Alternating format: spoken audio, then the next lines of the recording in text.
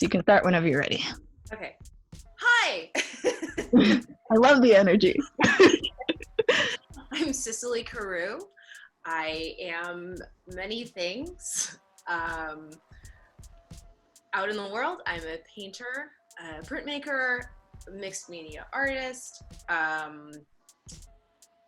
abstract expressionist, contemporary artist. I have a social practice that I'm developing with sound that I think also translates into many different areas. I like to think of myself as like disrupting these boundaries within different mediums. I'm a mom. I'm also a wellness instructor, teaching yoga and Pilates. And I'm a spirit child. Yeah, you do so much. This is so awesome. And they all intertwine. So I'm very excited to talk to you about this work. So we started interviews with the first question. Are you hood grown? And if so, has that influenced your aesthetic?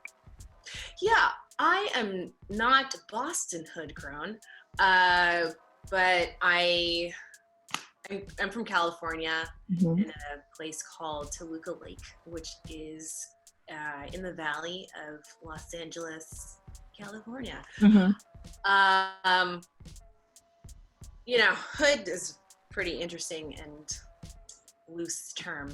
Right. So I've lived in many hoods, and that was my very first one of my major formative years. So I wouldn't say that there is a direct link to that experience other than it prompting. I mean, I think it served, especially through my recent studies in my MFA, as like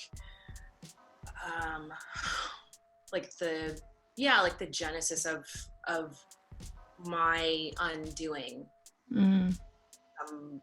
programming that I realized was really not serving me any longer, but has also shaped how I operate in the world and, am able to exist in many spaces and see myself in many spaces and cultivate spaces for others to be in places that they might not otherwise think that they're supposed to be in.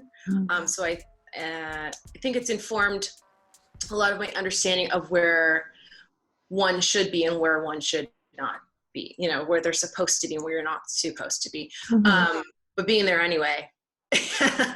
And but also and accepting that as like, this is reality and why shouldn't it be that way, and not really questioning it until later. And I came up against real boundaries, and that's when I was in Massachusetts for my undergrad in about 2001 to 2005, and that's when I saw a lot of division, race, class. It's clear here. Yeah, people are separate. I mean, even within the art world, like everybody has their space. And so like, I appreciate the really tight communities and the way people connect. But for me, it felt very limiting. So it informs the ways that I've been pushing up against these boundaries and really thinking about them critically and trying to just dissolve them, blur them. So I think a lot about boundaries and space, how to create space, bend space, shape space, what color looks like, being joyful through that experience. And just embracing who I am and what I bring to that always. So. Dope. So you mentioned that you did your undergrad here as well as your MFA at Lesley University, correct? So why did you decide to stay in Cambridge to build your artistic career and keep going? Why not go back west or go somewhere totally new? Or why Cambridge? And you're like now so much into the Cambridge community when you're with the different art that you are activating in different social spaces. When we can go out again, we'll be able to see your work. But why Cambridge? Why did you feel that connection to Cambridge that you want to stay? Well, my son is here. I didn't just stay here. After Mass Art in 2005, I left. I went to New York for about 3 years. I went back to LA for 2 years, and then I left and I moved to Mexico for almost 5 years. Wow. I had my son.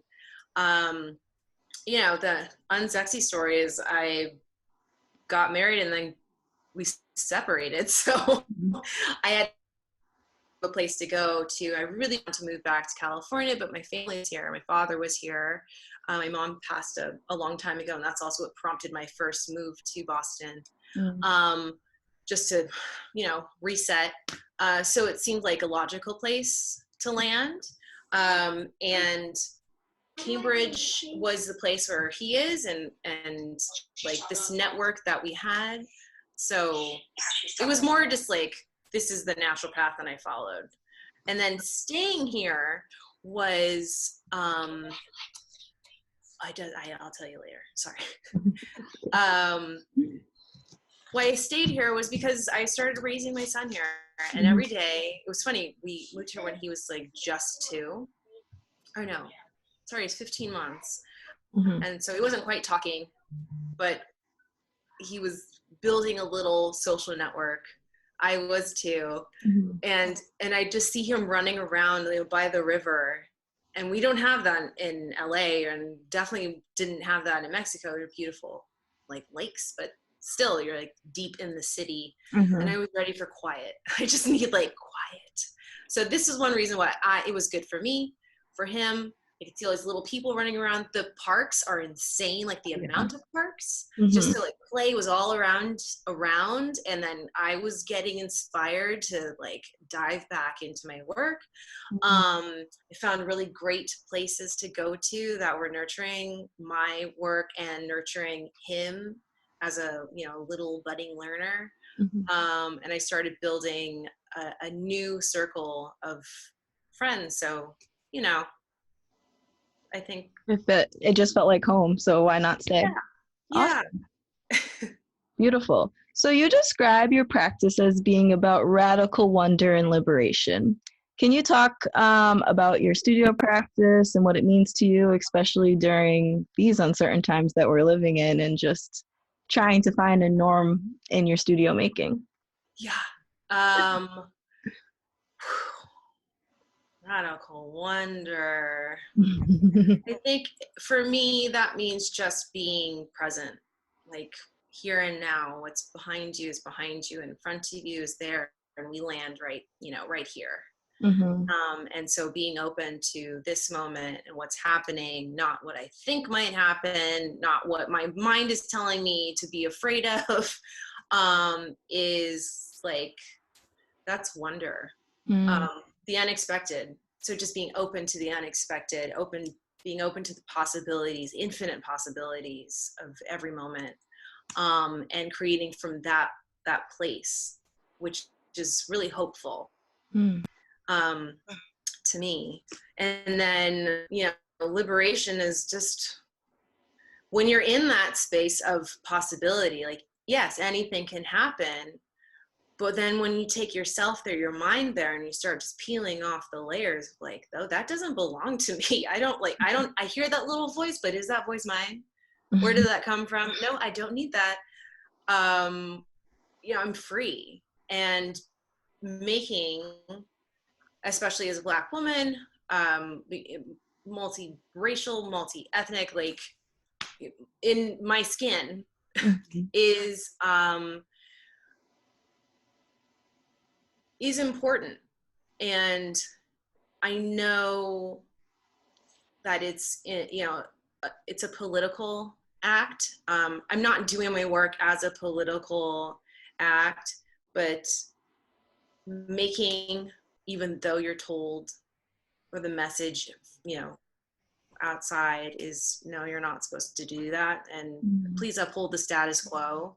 And I'm saying, no, I really I want to do what makes me happy and what brings me absolute joy. That's liberating. Right. So that's where it exists. Dope. That's awesome. Can you talk about your relationship to mark making and materials in your mixed media paintings?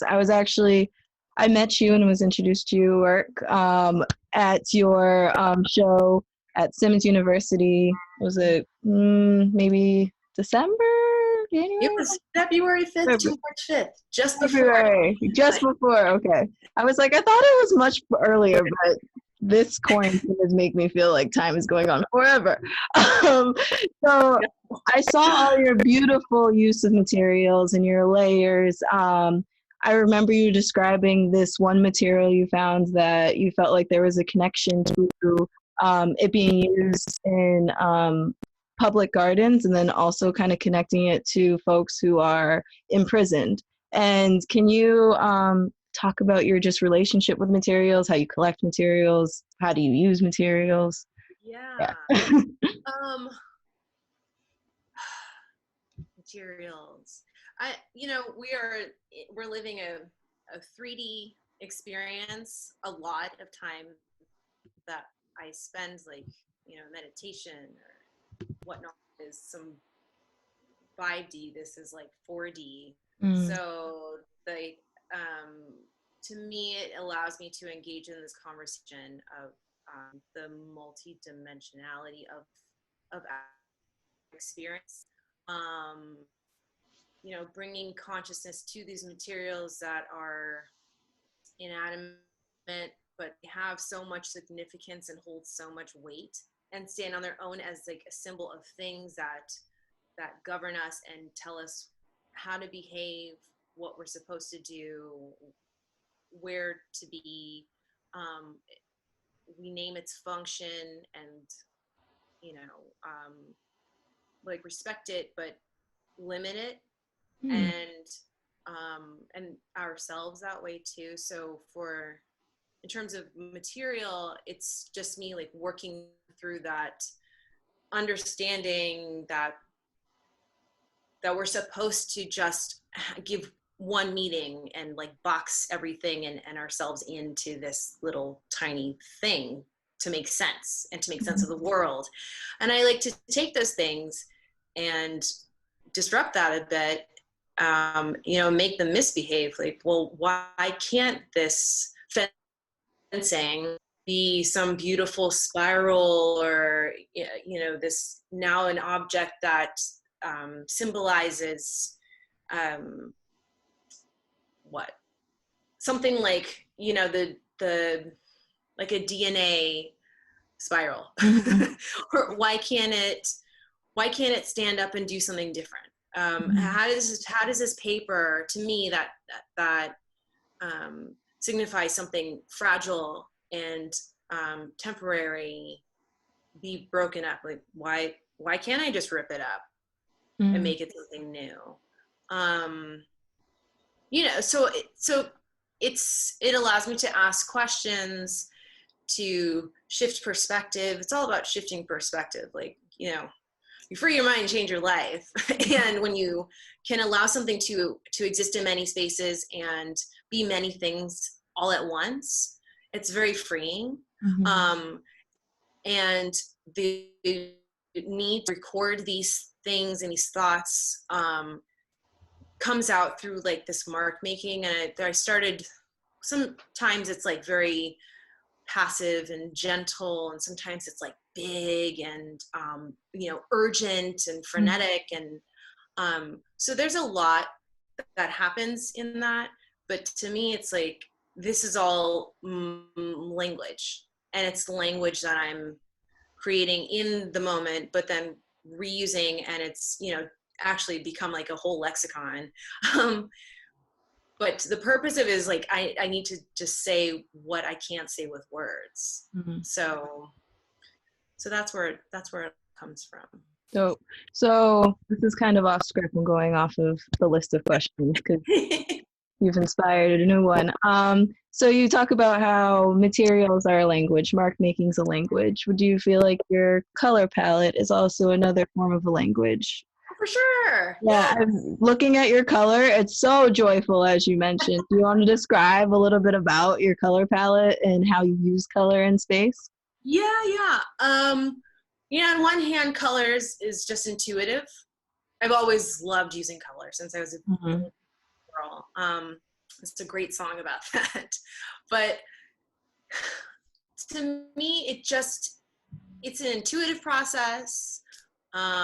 It just kind of clicks. I mean, I studied color theory. Yes, I could talk about it theoretically. Mm-hmm. The imitation of nature and light and trying to like capture that essence and bring spirit into color. So there's that. And there's also just the relationships of color. You go outside and see what nature can do on its own is pretty miraculous. So I wouldn't say I'm emulating that, but it's very inspiring, and I can't help but be possessed by that, like that awe that color gives one. I also think it's very interesting how it affects your psychology. Mm-hmm. There was a talk about the frequency of color. I mean, how it corresponds to your chakras, and how some of us can hold a higher frequency through these colors. How I wanted to find ways more recently too, like how to use them intentionally to affect one's experience through looking at something. So I don't need to spell it out. I trust everyone's intelligence to take what they're going to take from my work. But when I thought, like, how can I be really intentional about connecting with you, like what I can give you that can be felt, it's through color. So that's what like inspires me and is the foundation of color. It's also very joyful. I love it. Like, just what it can do. I love it. I just want to like bathe in color and eat color. Now on my plate, I'm like, there's not enough color on here. So it's just. I'm totally with you, as both of us are wearing black and gray. Like, white, like no color on either of us at the moment. But right. the color behind us that matters. So you spoke about how you are a yogi, you teach yoga, and you also are a Pilates guru of some sort. You teach Pilates, and you're an overall like fit mom. I see you like doing handstands on your paintings and like doing fun stuff like that. How does your active lifestyle impact your art making? I think that every artist should think about their physical fitness a little bit more. I'm starting to think about that in my art making, and how it actually, as I'm getting stronger, it is helping me become a better sculptor. How does your athleticism impact your artwork? Oh, well, everything comes through the body. Like we're a vessel, my hand is being used. And I think for me, I'll say, if you use the word Zen, we're like, I feel so Zen. It's like, that's a state. Mm-hmm. And when you get there, when I know I can access that place of just being and in the flow, is when I'm playing. And I was a very serious athlete for a significant part of my life. Oh man, I think about it all the time. Like I used to practice, literally. What sports did you play? Practice at Volleyball? Volleyball was your sport? Yeah. Yeah, I was a softball player, so I'm always curious other women how they what sport they chose. Yeah. It was hardcore. And then during the winter I snowboarded. I was like, I want to be a pro snowboarder. Done with college, but that's a whole other story. But there's something there too. It's like me in the mountain. You can hear your breath so clearly. It's like there is no moment to second guess or pause. Same with standing on the court. There's no moment to go like, well, hold on, can we just rehearse a minute? Like, no, playing. So it's the same for me when I'm in the studio. I get on, like that video you saw me doing the handstand. It was just, I saw it, something called me to it and said, you should do a handstand. Like do a cartwheel or something on, and I did, and it felt so fun and freeing and got me into that space where I was no longer like trapped in my head, but just letting my body do the work and in the flow. So I think that's how they connect.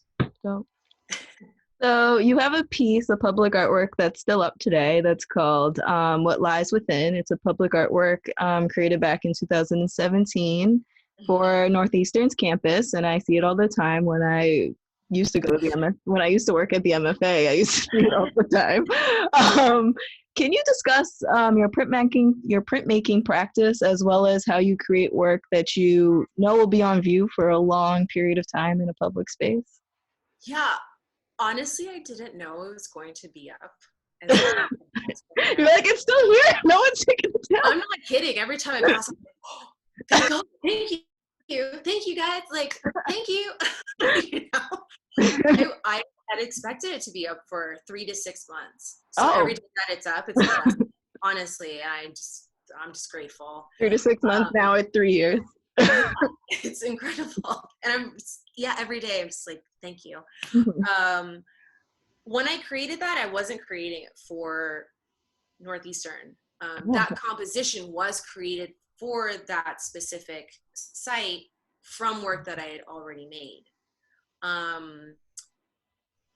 And it was, I mean, it fit perfectly because in that moment I found my way back to my art through monotype printmaking. To me, is painting on paper. It's painting, plexiglass, done. And so it represented this moment of transformation within myself and just like shifting who I thought I could be in this world. So it really, to me, fits in a public art atmosphere in the sense that I'm hoping, and I always hope that it just infuses a little bit more of like, you can do it. You know, like believe you are here for a reason, and spread that love that I felt when I was making it, and that like excitement just to be here. So 3 years later, oh my God. It still is like they're just little bursts of joy. I don't know how to even describe the forms you're creating through them. I felt like they were kind of like shells at first when I saw them from far away. And then when I got closer, I was like, oh, I can see your mark making, which is another reason why I've been so drawn to your work. Is I'm a big fan of folks when you can see the process in front of you. I mean, as an artist, it's a little easier to see another artist's process, but it being like, oh, I can figure out how they did this is so cool.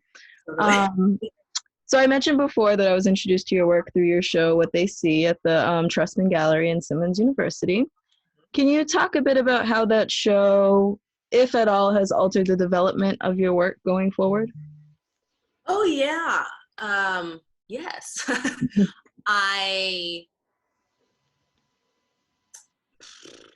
From being 100% transparent, I think we hit these plateaus in our work or just, in our making, process, belief, whatever, just in that moment of like embodying who you are as an artist, and being able to see that path forward. And I really wasn't sure what was going to happen after graduation, which was in January. So I had about a year to think about the show. And it was like the world stopped at that point. February 5th was like, life is done. There's nothing else to do.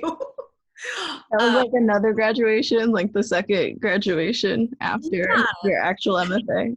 Yeah. It gave me a lot of hope. It gave that little like extra oomph, just to say like, oh, I belong here. Like what I'm doing is I'm doing it. And yeah, that confidence just for me. I'm honestly my own worst critic. That's how we all are, right? Like this is the artist's way. So I had this vision of a space which that ended up being 50 times the size of what I had in mind. So like that was even more amazing. Well, your work is so large. It filled up the space so well. I could not imagine it in like a small space. Yeah, it was crazy. It gave me a lot of confidence to do things that I felt were probably impractical for smaller spaces. Mm-hmm. And just say like, just go for it. I don't need to look forward. I'm just right now, and right now I'm thinking big. I want to get bigger and bigger and bigger and completely take over a space and completely like overwhelm people with my world. Mm-hmm. I left a lot of white Yeah, in you that did. gallery, because when I got there, I thought like, actually, this is not the place for it. Mm. But this is a place to showcase the work in a different way than I originally intended. So like, I want to make the work move. I want to actually do that thing I've been thinking about. It wakes me up 3 o'clock in the morning. It's like, no, painting can't just be flat. It needs to move. Mm. It can come off the wall and come onto the floor. It can stand up. It can like be rolled into a ball. It can do all these things. It can be suspended from the sky, like reach higher, reach for something beyond what's in your repertoire and in your comfort zone. So it started, I think, beyond that show, like getting all these other ideas percolating, which I had hoped to like full on attack in the studio right after the show, and carry on with some of the things I had started, like these wall sculptures that I started a year or two ago. Keep continuing on with changing the way that paintings are constructed and how I'm constructing space with these paintings, and how they're crossing over from one plane to the other. So working with different dimensions and how they intersect. I really want to incorporate sound in there. So I've started, my singing bowls and sound baths have entered this space. I was really great to have Ty Jimenez in there to move around the work and use the work as jumping off point of inspiration to do her own interpretive thing around the work, because movement is such a big part of it. Mm-hmm. So that gave me a lot of courage to just go for it and make my work start doing things that I didn't think were possible, or I didn't know that I was capable of either. And I think there's a lot more to come, but since the COVID, that just all stopped. So it's interesting. Oh. Yeah, I would like to be able to say that I'm doing something else from that, but more like reflecting. So yeah, reflecting and logging ideas is where we're at right now. Hopefully we'll have a really great idea book to open up soon and we can start making big stuff again. Thank you so much for taking some time and talking with me. I really appreciate it. Can you last tell the folks what's next for you in your work? If you have some upcoming, like, I know you're doing your sound meditations and things like that. Maybe if there's anything upcoming, and where the people can find your work. Yeah. Well, first, thank you so much for having me. Of course. Very big honor. What's coming up? I partnered with Leslie Art and Design and the Culture House to do these sound bath meditations. So I had one that was today at 10:30 a.m. It was like 30 minutes. When I was done with it, we actually talked more about continuing on with this series and how it might fit into other spaces, because it can exist in so many different realms, which is exciting. So that will appear at some point, and I will keep you abreast of all the developments with that. In terms of shows, one that was coming up for sure is at the Newport Art Museum. Newport Museum of Art. So sorry. But that will be coming up, I think, in the fall. There was another one. A lot of things have been postponed until 2021. honestly. Mhm. That one has not been called off yet, and I'm not sure how. We're hoping the fall will be safe. Yeah, yeah, yes. So it's all to be determined. Yeah. Well, we'll keep updated. And where can we find these updates? Where can the people follow your work and what's going on with you? Yeah, you can follow me on Instagram. It's at Cicely Carew, CICELY CAREW, or on my website, which is cicelycarew.com. Dope. We'll have that all in the show notes. It'll be easy for folks to find. Thank you so much. We really appreciate this interview.